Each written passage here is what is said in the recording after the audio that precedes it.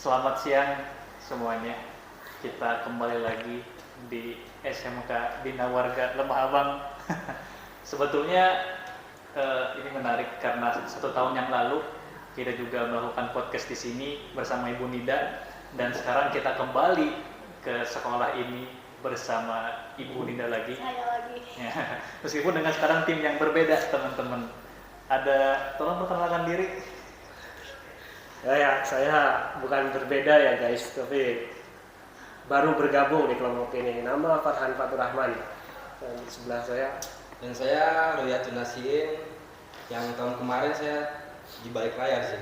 Oh, Sekarang di depan Saya saya. yang balik layar. Mungkin Ibu bisa perkenalkan lagi, Bu. Mungkin barangkali ada yang lupa gitu. Perkenalkan, saya Nida Maulana Ria, bisa dipanggil Nida. Bu Nida boleh, tapi kalau Ibu agak ketuaan ya. Masih Gen Z Kelihatannya juga emang saya. masih muda ya. Masih Gen Z saya, masih Benar, dekat benar. lah sama anak-anak lah. Iya. Umurnya nggak beda jauh Masih. kayaknya. Gitu. Saya di sini sebagai guru bimbingan konseling, mengayomi kelas semua siswa, kelas 10, 11, 12 gitu. Tanpa terkecuali laki-laki dan perempuan. Kelas 10, 11, 12. Iya. Kalau boleh tahu, semua jumlah siswanya ada berapa di sini? 603. 603. Itu dari berbagai kejuruan ya, kejurusan. Iya, dari semua jurusan TSM, TKR, TKJ, MP, BD. 600, bayangin. Ibu, 600. mau tanya juga, Bu. Sendirian apa ada yang partner, Bu? Ada partner satu lagi, senior lebih tepatnya gitu. Cuman beliau itu bukan jurusan BK asli ya, gitu. Kayak diperbantukan untuk BK saja gitu. Karena kalau sendirian banget saya juga agak kewalahan gitu. Wah, 603 orang. Karena SMK itu siswanya tuh sungguh Luar biasa ya. luar biasa gitu, luar biasa aktifnya. Setiap hari pasti ada, Bu, yang ke ruangan BK. Ada, Tapi nggak semuanya bermasalah kan ya. Bu? nggak Ada semuanya yang bermasalah. bermasalah, Iya. ada. Kan sekarang kan BK kan harus dilintaskan dari anak-anak bermasalah. Maksudnya mindsetnya bukan anak bermasalah. Betul, tapi yang butuh bimbingan, Nah, pelatihan itu. gitu. Gitu butuh alur hidup yang baik juga bisa.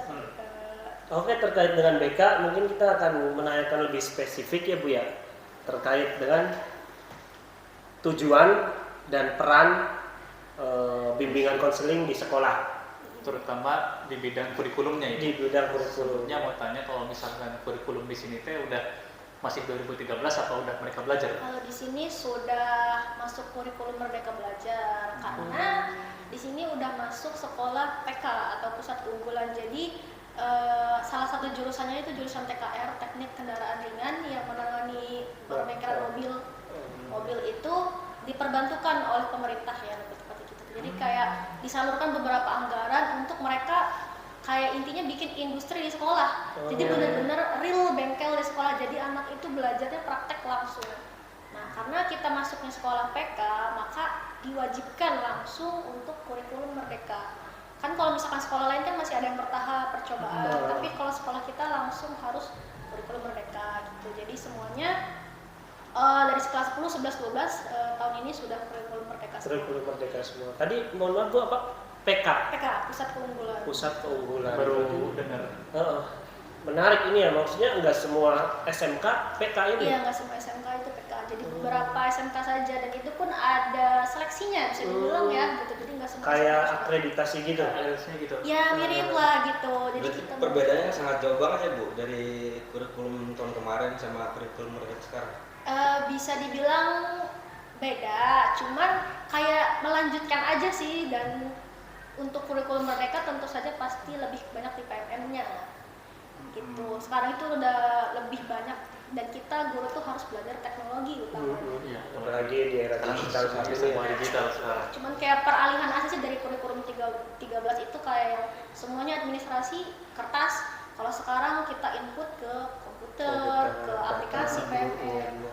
Itu mungkin salah satu dari dampak signifikan, Bu ya, perubahan dari 13 ke mereka belajar. Iya. Nah, aku mau tanya, terutama yang paling berdampak di program BK itu sendiri apa, Bu? Perubahan dari 13 ke Merdeka ini. Paling berdampak sih kalau menurut saya ya, tidak terlalu ada dampaknya gitu. Karena kalau BK itu dari tahun, maksudnya kan tahun ya, lebih ke kurikulum sebelumnya sama sekarang itu tetap saja gini, apa sih programnya tetap sama. Tetap sama, ya? Tetap sama, cuman memang mungkin harus di PMM-nya gitu. Kalau lebih kerasa sih biasanya di Guru Mapel ya. Maaf, PMM itu apa tuh? Platform Merdeka Belajar. Platform Merdeka Belajar. Bikinan Bapak Nadiem. Yang sekarang mau turun. Apa masih? Yang kalau pernah denger mah guru itu sekarang harus ngejar sertifikat. Oh, Webinar. sertifikasi.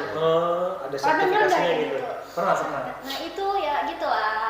Ya, Kita ya. diwajibkan untuk ikut webinar buat dapat sertifikat. Nah sertifikat tersebut kita upload lagi di PMM dan sebagainya. Gitu. Itu pengaruhnya ke nilai rapor sekolah. Jadi di PMM tersebut nanti ada setiap sekolah itu ada nilainya, nilai rapotnya. Jadi kayak kurang misalkan numerasi, terus literasi dan sebagainya itu ada di situ. Berarti tadi dari perpindahan Kurtilas kurikulum 13 ke kurikulum Merdeka Belajar ya, itu nggak terlalu signifikan dalam kebekaan itu. Iya, kalau dalam kebekaan menurut saya enggak gitu, karena programnya tetap sama dan intinya memang tetap sama. Karena mungkin emang bimbingan konseling itu nggak terpengaruh oleh kurikulum Bu ya. Iya. Karena mendesain itu berbasis dengan kebutuhan Benar, sekolah ya. sekolahnya. Iya, iya. Jadi setiap sekolah pasti berbeda gitu programnya, kebutuhannya pula. Jadi lebih mengikuti aja gimana sekolah butuhnya apa, ya kita lakukan seperti itu. Terus adapun ini juga menarik. Aku mau tanya Bu soal tujuan apa namanya? Meskipun emang tadi nggak ada dampaknya ya di program BK maupun di Kurtilas maupun di Merdeka Belajar. Cuma ada nggak tujuan yang secara nggak langsung tersampaikan di Merdeka Belajar ini terkait program BK itu sendiri? Pastinya ada tentunya. Tujuan utama dari BK itu sendiri lebih ke apa sih, membuat anak itu lebih care atau enggak lebih mengetahui dirinya sendiri, lingkungannya, sama progres masa depannya. Itu tujuan utama dari BK atau peran tersebut di BK itu utamanya itu ya. Kalau untuk mengetahui diri sendiri ya memang wajib ya, semua orang tuh harus mengenal dirinya sendiri. Gitu. Jadi ketika orang mengenal dirinya sendiri, maka dia pun akan bisa menyelesaikan masalahnya sendiri. Iya, benar. Ibaratnya dalam tanda kutip berdamai dengan diri sendiri. Oh. Ya, Seperti nasinya. Tapi sebelumnya saya belum berdamai sama diri sendiri. Gak apa-apa, semua orang butuh proses. Butuh proses, benar, Butuh proses Semua gitu, butuh nggak ada yang proses. instan gitu. Apalagi kalau diselipi dengan trauma akan lebih lama. Nasin punya trauma. Nah ini Bu, dengan trauma dan proses itu kan guru BK kan sangat berpengaruh ya. Mungkin fungsinya di situ. Bagaimana Bu untuk menangani? Untuk menangani trauma biasanya sih kalau anak-anak itu kalau yang sadar dengan dirinya sendiri lagi nggak baik-baik aja nih, butuh teman curhat, dia langsung datang ke saya sebagai guru BK, ibu saya mau curhat, kayak curhat, ada yang nangis-nangis, ada yang berjam-jam, gitu ya, banyak lah, terutama anak perempuan ya, karena saya perempuan gitu, jadi lebih dekat sama perempuan. Beberapa anak memang mempunyai trauma, tapi bukan orang lain yang bisa menyembuhkan traumanya, tapi dirinya sendiri. Nah di situ saya bantu lebih mengenal dirinya sendiri, traumanya karena apa dulu, terus kamu maunya seperti apa, mau menyembuhkan atau kita proses dengan waktu, gitu. Karena kurang lebih ya waktu itu healing atau obat. Gitu. Lama-lama pasti bukan lupa, lebih tepatnya kayak terbiasa dengan trauma tersebut. Gitu, membiasakan dia. Jadi saya tanyakan dulu, pengennya bagaimana? Kamu pengen didengarkan atau ingin dikasih solusi atau ingin bagaimana? Itu saya balik lagi tanya ke muridnya. Kalau misalkan cukup didengarkan Bu, ya udah saya dengarkan. Kalau misalkan butuh diberi solusi, maka akan saya kasih solusi, tapi solusinya pun mengacu kepada dirinya sendiri. Jadi emang Menyesuaikan. kelihatan banget apa namanya peran bimbingan konseling di Kurtilas maupun di Merdeka Belajar sebenarnya dalam ini, cuman kita bisa lihat kalau perannya sangat penting sekali Bu ya. Apalagi anak-anak yang usianya lagi Remaja ya, lagi banyak problemnya lah. Catat ya teman-teman, trauma yang dapat mengobati trauma ialah diri kita sendiri, healing Dan waktu. dan waktu, proses, nggak semuanya instan ya Bu ya.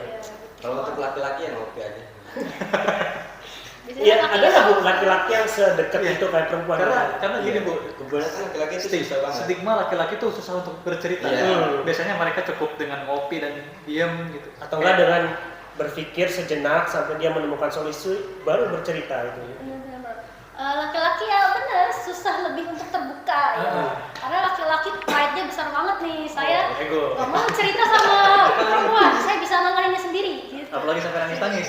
Ya gitu, cuman ada lah Ada. beberapa laki-laki yang langsung terbuka sama saya. Tapi utamanya kalau laki-laki masalah keluarga ya. Gitu. Yang notabene broken home gitu ya Bu ya. Ya gitu, atau orang tuanya meninggal, tentang ekonominya gitu. Tapi nggak jarang juga kalau laki-laki lebih ke intinya curhat colongan ya, curcol gitu. Tiba-tiba lagi ngobrol kita ngomongin masalah mantannya, aduh Bu aku di ghosting. Ya kita sedikit-sedikit bisa ngasih masukan lah, karena ya ghosting tersebut saya pernah nemu nih anak di kelas lagi pelajaran saya. Masuk, biasanya anak ini ngobrol sama saya gitu, ibu mau dibawain nggak gitu lah, cerewet lah gitu, laki-laki. Laki-laki. Karena kelasnya di sini isinya laki-laki semua, SM. Tiba-tiba dia di pojokan tuh, di pojok jendela berdua, diem aja, dengerin lagu, galau.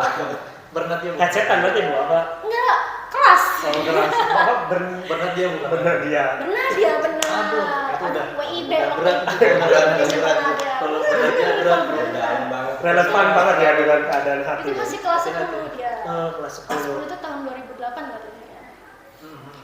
Di 2008. pojok saya tanya, kenapa kamu biasanya juga ngobrol sama ibu, biasanya juga nanya-nanya. Enggak Bu, enggak sekali. Saya tanya lagi, kenapa? Ini pelajaran ibu kalian nggak nulis? Galau Bu, kenapa? Di ghosting. Aduh. Itu nanyanya pas jam kelas apa di luar itu Bu? Pas jam kelas. Pas jam kelas. Karena kebetulan banget pas lagi pelajaran saya gitu. Oh. Jadi saya bisa mantau ini anak beda banget dari Iya, biasanya. dari hal gitu. biasanya. Jadi justru laki-laki itu lebih efektifnya nggak bimbingan secara formal Bu, ya. Iya. Tapi lebih ke lagi di sendiri atau Iya. lagi waktu-waktu colongan tadi ya. Iya benar. Perannya di situ ya, lebih banyak mereka. Karena kan laki-laki Dan- gengsi lah gitu untuk Kita juga tapi dituntut peka gitu ya Bu ya. Maksudnya bukan Iya lagi aja. benar. Tetap harus peka ya sebenarnya. Untuk peka itu semua guru memang harus peka ya. Iya, Cuman terlebih lagi guru BK, Guru BK. gitu. Nanti tuh pas dia bilang ghosting itu saya masukkan. Oke nggak apa-apa kamu ghosting. Perempuan itu banyak di dunia ini gitu. Tidak hanya satu. Kamu boleh sekarang galau. Tidak hanya ngurusin emosi-emosi yang sesaatnya gitu aja. Kerja kayak tinggal milih nanti. Gitu ya teman-teman, belajar. Belajar teman-teman. Belajar, yang penting belajar gitu ya. Tapi ujung-ujung mereka tetap nggak nulis, tapi saya biarkan aja. Nanti setelah pertemuan berikutnya baru mereka cerita lagi lebih banyak, mereka mau nulis lagi gitu. Dan aku ada pertanyaan Bu. Ada nggak, meskipun tadi nggak ada yang bersinggungan ya, tapi ada nggak tujuan dan peran dari program BK yang bersinggungan dengan mereka belajar? Artinya bersinggungan tuh kayak Kontrak. entah kontra ya, kontradiksi atau Ini bertolak belakang. bertolak Iya. belakang, mengganggu atau gimana gitu? Kalau sejauh ini sih yang saya tahu enggak ya, karena Merdeka Belajar itu balik lagi ya. Jadi setiap sekolah itu silahkan kalian susun RPP ya, pembelajaran atau pelayanan sendiri menyesuaikan dengan muridnya. Jadi Merdeka Belajar itu sebenarnya tidak terlalu terikat ya. Oh Kayak iya. ya udah silakan kalian menyesuaikan sendiri, sesuaikan dengan kebutuhan sekolah. Dan pemerintah pun nggak kayak ngacak-ngacak kayak kamu harus kayak gini, kamu harus kayak gini, nggak ada gitu. Jadi pemerintah membebaskan sekolah sesuai dengan kebutuhannya sendiri. Berarti setiap rancangan program BK tergantung di sekolahnya ya Bu ya? Benar. Maksudnya menyesuaikan gitu ya dengan keadaan latar belakang anak-anak sini kan Iya, Bu ya? menyesuaikan gitu. Sehingga mungkin nanti tujuan sama perannya tersampaikan dengan efektif gitu. Iya, benar. Jadi kalau untuk Merdeka Belajar sama sekali tidak ada bertolak belakangnya. Jadi baik-baik aja hubungannya. Mereka mah istilahnya berdiri di kaki sendiri Bu ya. Iya, benar. Mau nanti programnya ini juga Ya, apa? fleksibel Kurikulumnya lah. ganti juga ada. Iya ya. Ngaruh. Fleksibel. Gitu. Ada lagi? Selasihin? Ya mungkin cukup. Sepertinya Belum. cukup Cukup waktunya. cukup waktunya.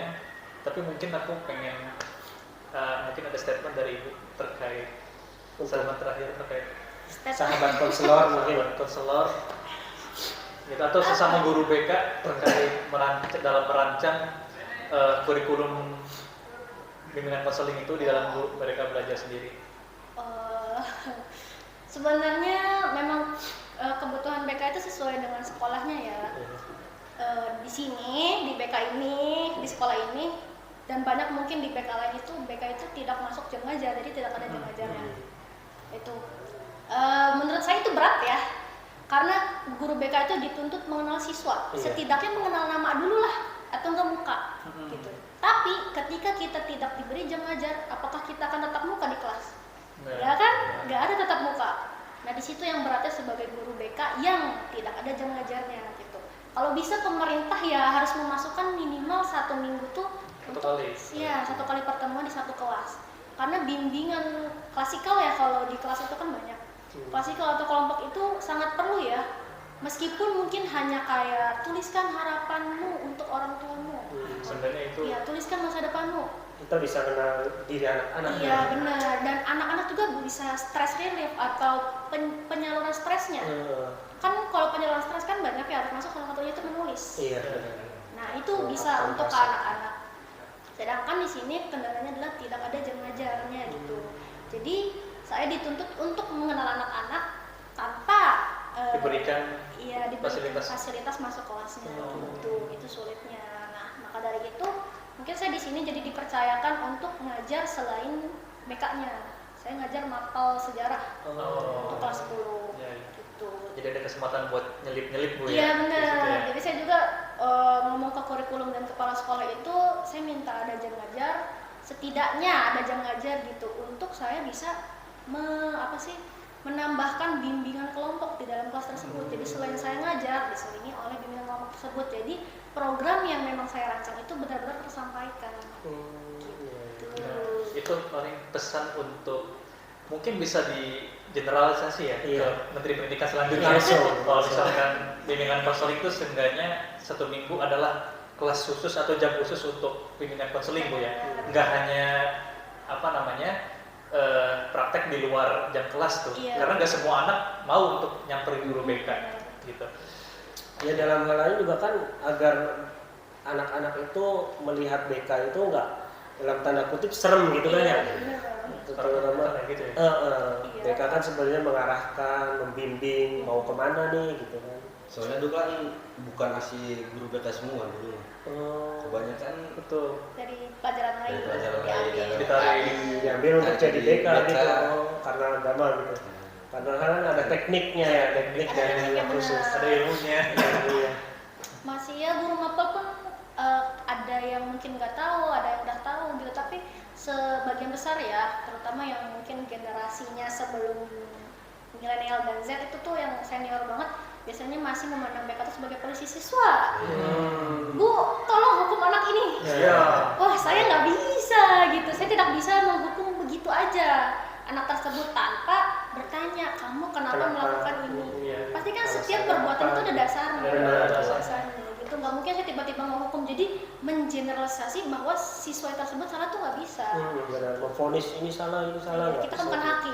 Iya benar. Dan bukan Tuhan. Jadi gitu ya, sangat bisa disimpulkan bahwa tujuan dan peran program bimbingan konseling di kurikulum Merdeka Belajar ini sangat penting sekali. Dan tadi ada masukan bahwa alangkah baiknya itu dibuatkan program khusus oleh Menteri Pendidikan, yang mungkin nanti ada yang baru bahwa bimbingan konseling itu masuk ke dalam kelas Bu ya, sehingga nantinya akan lebih efektif lagi. Baik, terima kasih Bu Nida atas waktunya. Terima kasih Bu. Setelah mengobrol dengan trio guru-guru.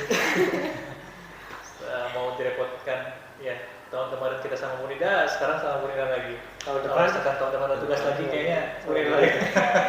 Saya di sini selalu terbuka. Alhamdulillah. Ada yang mau disampaikan lagi terakhir? Udah cukup. Udah cukup. Terima kasih. Terlalu banyak nantinya. Sampai jumpa.